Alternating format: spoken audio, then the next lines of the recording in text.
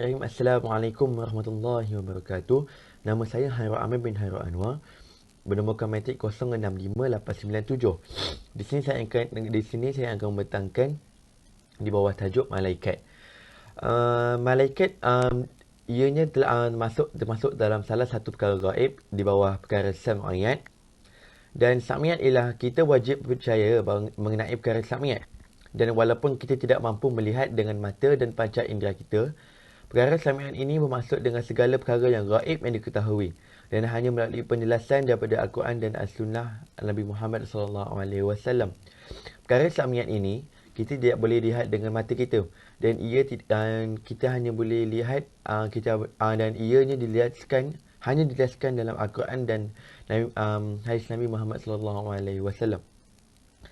Dan contoh-contoh perkara sam'iyat dan perkara gaib ini ialah syurga, neraka dan malaikat. Itu antara contoh-contohnya. Kita wajib beriman kepadanya. Dan beriman kepada malaikat merupakan salah satu rukun iman. Dan setiap salah seorang Muslim dan mukallaf wajib beriman dengan kewujudan malaikat. Dan sesiapa yang mengingkari kewujudan malaikat, maka batallah imannya. Kita boleh lihat dalam dalil Quran yang dalil Quran dalam firman Allah Subhanahu Wa Taala, Rasul yakni Muhammad telah berfirman kepada Al-Quran yang diturunkan kepadanya daripada Tuhannya, demikian pula orang yang beriman semuanya beriman kepada Allah, malaikatnya, kitabnya dan rasul-rasulnya. Dalam surah Al-Baqarah ayat 285. Kita boleh lihat bahawa malaikat adalah makhluk Allah yang sentiasa taat dan melaksanakan semua perintah Allah yang diperintahkan oleh Allah Azza wa Jalla.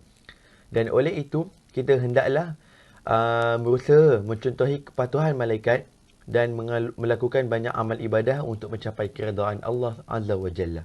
Sekian sahaja saya. Assalamualaikum warahmatullahi wabarakatuh. Bismillahirrahmanirrahim. Assalamualaikum warahmatullahi ta'ala wabarakatuh. Nama diberi Muhammad Azri bin Abdul Hafiz. Nombor matrik 065531. InsyaAllah pada pembentangan kali ini, saya akan membentangkan mengenai tajuk pengertian malaikat. Seperti mana kita tahu bahawa malaikat ini merupakan sebahagian daripada perkara sam'iyat dan ia merupakan salah satu daripada rukun-rukun iman.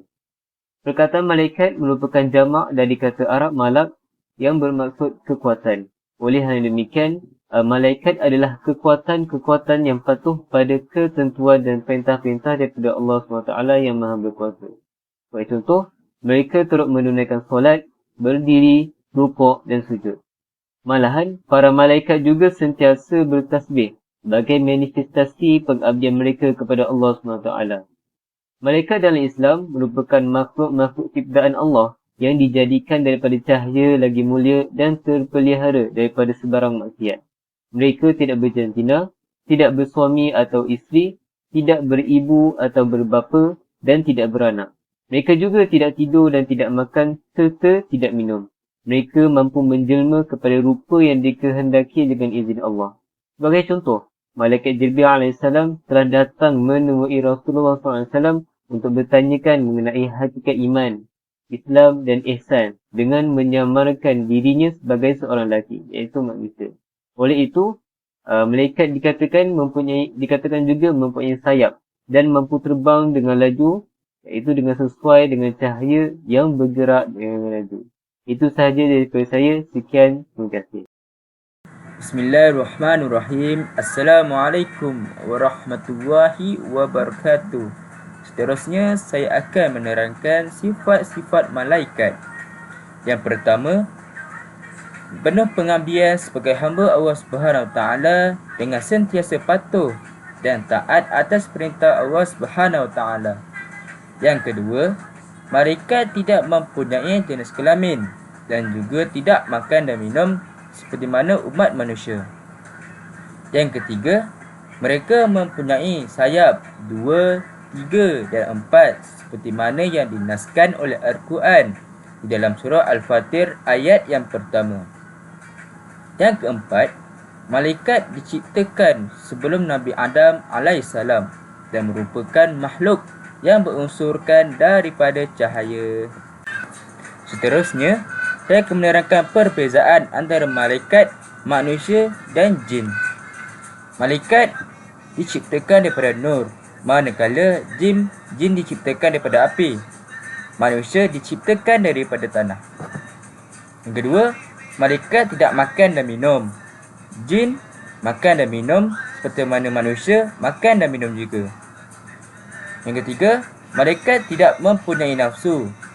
Jin mempunyai nafsu, manusia juga mempunyai nafsu. Malaikat adalah makhluk yang tidak nyata, manakala jin makhluk yang tidak nyata juga, dan manusia adalah makhluk yang nyata seperti mana yang kita lihat pada hari ini di bumi ini. Itu saja daripada saya. Syukran. Assalamualaikum warahmatullahi wabarakatuh. Bismillahirrahmanirrahim. Assalamualaikum warahmatullahi ta'ala wabarakatuh. Nama saya Iqbal Syafiq bin Masri dan nombor metrik saya 05322. Saya akan meneruskan dengan bilangan malaikat yang perlu kita ketahui. Mengenai bilangan para malaikat, ia amat banyak sehingga tidak diketahui jumlahnya, melainkan Allah SWT. Tiap-tiap seorang mukallaf diwajibkan untuk beriman kepada malaikat dengan cara ijmal ataupun umum, tanpa perlu memperincikan bilangannya. Namun setengah ulama seperti yang disebutkan dalam kitab Himpunan Amal Ibadat mengatakan bahawa 10 malaikat ini yang mesti diimani secara satu persatu, iaitu yang pertama kita ada Jibril AS, yang kedua Mikail, Israfil, Malik, Raqib, Atid, Ridwan, Munkar dan Nakir. Seterusnya adalah tugas dan tanggungjawab malaikat. Malaikat secara umumnya mempunyai berbagai-bagai tugas. Ada yang ditugaskan mengedarkan cakrawala, yang kedua menurunkan hujan, mengatur rezeki, menumbuh dan menyuburkan tumbuh-tumbuhan dan tanam-tanaman, menghala dan menahan segala angin dan awan, menjaga dan menguasai gunung ganang, bukit bukau, lautan dan lain-lain. Yang pertama adalah menyampaikan kalam Allah dan hukum hakam atau syariatnya kepada Rasul, seperti malaikat Jibril AS telah menyampaikan wahyu kepada Nabi Muhammad SAW. Yang kedua pula adalah menanggung arash. Tugas ini dengan tegas dan jelas dinaskan oleh Al-Quran, dan bilangan yang menanggung arash ini pada hari kiamat sebanyak 8 malaikat. Dan yang ketiga pula adalah mengawal syurga dan melayani penghuninya, dan malaikat yang bertugas untuk tugasan ialah Al-Khazanah. Assalamualaikum warahmatullahi wabarakatuh. Nama saya Abdul Azim bin Muhammad Salihan, nombor metrik 065373. Saya pula akan menceritakan berkenaan dengan tugas-tugas para malaikat. Yang pertama iaitu malaikat Jibril. Malaikat Jibril ditugaskan oleh Allah untuk menyampaikan wahyu kepada Nabi Muhammad SAW. Wahyu pertama yang ditugaskan oleh malaikat Jibril untuk menyampaikan kepada Nabi Muhammad SAW iaitu ketika Nabi berada di Gua Hira seorang diri untuk berkhulwah kepada Allah. Kemudian setelah wafatnya Nabi kita iaitu Muhammad SAW, maka terputuslah segala bentuk wahyu dan selesailah tugas malaikat Jibril AS.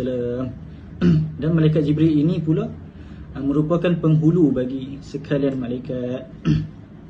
Dan kemudian jika ada seseorang yang mengaku bertemu dengan malaikat Jibril, maka ia telah pun berdusta kerana ia hanyalah bertemu dengan syaitan atau jin yang mengaku sebagai malaikat.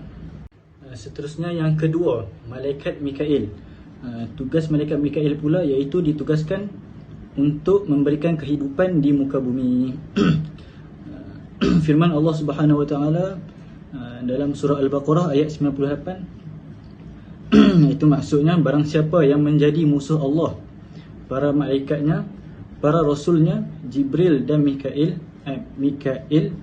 maka sesungguhnya Allah menjadi musuh bagi orang-orang yang kafir. Kemudian yang ketiga, malaikat Israfil. Malaikat Israfil ini pula ditugaskan untuk meniup asyur, iaitu meniup sangkakala. Firman Allah Subhanahu Wa Taala, tidak ada dari makhluk Allah yang lebih indah suaranya dibandingkan Israfil. Jika Israfil mulai bertasbih, maka ia akan mengalahkan solat dan tasbih para penduduk langit yang ketujuh. Yang keempat, iaitu malaikat Israel. Malaikat Israel ini pula ditugaskan untuk mencabut nyawa dan ruh di muka bumi ini. Nama Israel ini tidak terdapat dalam Al-Quran dan As-Sunnah, namun berasal daripada berita-berita Israiliyat. Firman Allah Subhanahu wa taala, maksudnya katakanlah malakul maut. Malakul maut lah yang diberikan tugas untuk mewafatkan kalian. Kemudian hanya pada Rob kalianlah akan dikembalikan. Pada surah As-Sajdah ayat 11. Yang kelima iaitu malaikat Ridwan. Malaikat Ridwan ini ditugaskan oleh Allah untuk menjaga pintu syurga. Malaikat ini menyambut orang yang beriman untuk masuk ke dalam syurga saat diperintahkan oleh Allah Subhanahu Wa Taala. Malaikat ini sangat ramah dan mempersilakan orang-orang yang beriman untuk masuk ke dalam syurga. Penjaga syurga adalah malaikat yang bernama Ridwan, sebagaimana disebutkan secara jelas dalam beberapa hadis. Bismillahirrahmanirrahim. Assalamualaikum warahmatullahi ta'ala wabarakatuh. Nama saya Muhammad Affan bin Muhammad Yunus, nombor metrik 066220. Jadi saya akan sambung pembentangan dalam kumpulan saya. Seterusnya berkenaan dengan malaikat Malik. Jadi tugas malaikat Malik adalah untuk menjaga pintu neraka. Malaikat Malik juga disebut sebagai malaikat yang memiliki wujud yang menyeramkan. Bahkan api neraka pun takut kepadanya. Malaikat Malik akan membuka pintu neraka saat diperintahkan Allah pada hari pembalasan nanti. Seterusnya adalah malaikat Raqib. Jadi tugas malaikat Raqib adalah untuk mencatat segala amal baik manusia di dunia. Dan malaikat Raqib juga mengiringi setiap langkah manusia dan akan mencatat amalan tersebut untuk diserahkan kepada Allah Subhanahu Wa Taala di hari perhitungan. Malaikat Raqib juga pernah disebutkan di dalam Al-Quran dalam surah Al-Infitar ayat 11 hingga 12. A'udzu billahi minasyaitonir rajim. Kiraman katibin ya'lamuna ma taf'alun. Sadaqallahul azim. Yang bermaksud, para malaikat mulia yang mencatat yakni amal manusia, mereka mengetahui apa yang kalian kerjakan. Malaikat Atid pula adalah malaikat yang ditugaskan untuk mencatat segala amal jahat manusia di dunia. Malaikat Atid mengiringi langkah manusia dan mencatat semua amalan keburukan manusia bagi diserahkan kepada Allah Subhanahu Wa Taala di hari perhitungan. Malaikat Atid juga pernah juga disebutkan di dalam Al-Quran dalam surah Al-Qaf ayat 17 hingga 18. A'udzu billahi minasyaitonir rajim. إذ يتلقى المتلقيان عن اليمين وعن الشمال قعيد ما يلفظ من قول إلا لديه رقيب عتيد صدق الله العظيم. Yang bermaksud, tatkala dua orang malaikat mencatat amal perbuatannya, yang satu duduk di sebelah kanan dan yang lain duduk di sebelah kiri, tiada suatu perkataan pun yang ia ucapkan melainkan ada di dekatnya malaikat pengawas yang selalu hadir. Yang seterusnya dan yang terakhir adalah malaikat Munkar dan Nakir. Kedua-dua malaikat ini mempunyai tugas yang sama, iaitu mereka ditugaskan untuk menyoal mayat di dalam kubur. Jadi antara soalan yang akan mereka tanyakan kepada manusia yang telah mati, siapakah Tuhanmu? Apakah agamamu? Dan siapakah nabimu? Jadi antara pengajaran yang kita boleh dapat, amalan baik yang menjadi asbab lancarnya dalam menjawab soalan. Seterusnya, nikmat bagi mereka yang mampu menjawab dengan baik semua soalan yang akan ditanya oleh mereka, dan azab yang sangat tidak terperi sakitnya bagi mereka yang tidak mampu menjawabnya. Jadi itu sahaja daripada saya. Sekian, terima kasih. Bismillahirrahmanirrahim. Assalamualaikum warahmatullahi wabarakatuh. Saya Muhammad Firdaus bin Muhammad Rizwan akan meneruskan tentang hikmah kita beriman kepada malaikat. Yang mana yang pertama, kita dapat meningkatkan keimanan manusia kita kepada Allah Subhanahu Wa Taala. Kerana mengingatkan manusia, malaikat ini merupakan salah satu daripada ciptaan Allah yang sangat agung. Di mana malaikat itu kita dapat tahu dia diciptakan daripada cahaya. Dan yang kedua, kita bersyukur kepada Allah Subhanahu Wa Taala kerana telah menciptakan malaikat untuk membantu segala kehidupan dan kepentingan manusia itu sendiri. Dan yang ketiga, kita merasa takut untuk melakukan sebarang kemaksiatan kepada Allah Subhanahu Wa Taala kerana kita tidak terlepas untuk daripada pengawasan malaikat yang akan mencatat segala keburukan yang kita lakukan, iaitu malaikat hatib. Dan yang seterusnya, cinta kepada malaikat kerana kedekatan ibadahnya kepada Allah dan kerana mereka selalu membantu dan selalu mendoakan kita, di mana malaikat ini tidak pernah menderakai Allah Subhanahu Wa Taala. Bahkan malaikat akan sentiasa mentaati segala perintah Allah sehingga selama-lamanya. Dan yang seterusnya ialah supaya kita selalu berfikir dan berhati-hati setiap melakukan suatu perbuatan, kerana perbuatan yang baik maupun yang buruk akan selalu dipertanggungjawabkan di akhirat kelak, di mana setiap perbuatan kita akan jawab di hadapan Allah Subhanahu Wa Taala apa yang kita lakukan, baik ataupun buruk. Dan yang terakhir sekali, hikmah kita beriman kepada malaikat ialah mendorong manusia untuk selalu meningkatkan amal baik, kerana manusia menyedari bahawa sekecil apapun tindakan baiknya akan dicatat oleh malaikat, di mana seperti yang kita tahu, bila kita melakukan berazam atau berniat untuk melakukan kebaikan, maka kita akan memperoleh satu pahala. Bila kita dah melakukan perbuatan tersebut, maka kita akan dapat lagi satu. Tapi apabila kita berazam untuk melakukan kejahatan atau kemaksiatan kepada Allah Subhanahu Wa Taala, ia belum dicatat lagi. Bahkan bila kita telah melakukan, barulah kita dikira sebagai melakukan kemaksiatan kepada Allah SWT. Itulah betapa rahmat dan kasih sayang Allah Subhanahu Wa Taala supaya manusia itu sendiri berlumba-lumba untuk melakukan amal ibadat, amal kebaikan, untuk memperolehi keredaan Allah Subhanahu Wa Taala. Sekian dahulu daripada saya. Assalamualaikum warahmatullahi wabarakatuh. Bismillahirrahmanirrahim. Assalamualaikum warahmatullahi wabarakatuh. Nama saya Abdul Hadi bin Muhammad Fauzi Jamili, nombor metrik 065468. Seterusnya saya akan menyambung pembentangan yang terakhir, iaitu pada bahagian kesimpulan, ini penutup. Yang pertama, beriman kepada perkara gaib itu menjadi garis perbezaan di antara manusia dan haiwan yang hanya dapat diketahui setakat apa yang dapat dicapai oleh panca inderanya. Sedangkan segala yang sabit wujudnya adalah lebih luas dari apa yang dapat dicapai dengan panca indera. Menjadi satu yang wajib bagi setiap Muslim untuk mempercayai hal-hal yang gaib, malaikat, syurga dan neraka, serta banyak lagi perkara-perkara yang tidak dapat kita lihat melalui panca indera.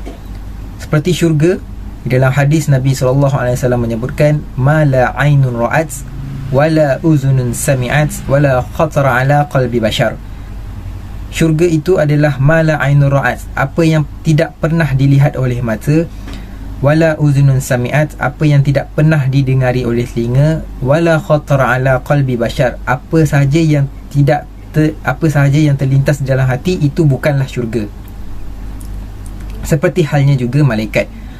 Bagi orang Islam yang tidak mengimani malaikat, ia merupakan suatu perkara yang boleh mendatangkan kepada kemusyrikan ataupun keluar daripada Islam, kerana beriman kepada malaikat merupakan rukun iman yang kedua. Tanda-tanda orang itu beriman adalah mereka tidak ragu kepada perkara-perkara yang gaib. Firman Allah Subhanahu Wa Taala, "Dzalikal kitab la raiba fihi hudal lil muttaqin alladzina yu'minuna bil ghaib wa yuqimuna as-salah wa yu'tuna az-zakah wa hum yuqinun."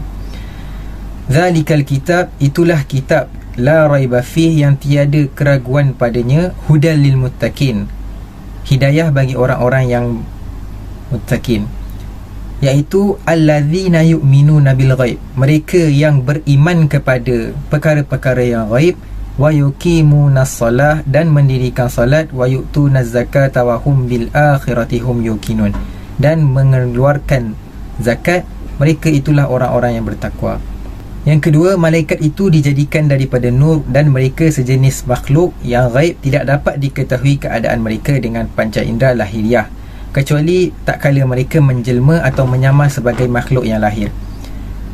Malaikat adalah ciptaan Allah yang diciptakan daripada cahaya, berbeza dengan kita yang diciptakan daripada tanah, dan ciptaan lain seperti jin dan iblis yang diciptakan daripada api. Malaikat tidak mempunyai wujud zahir seperti kita. akan tetapi mereka boleh menjelma atau merupa seseorang yang dikehendaki dengan izin Allah.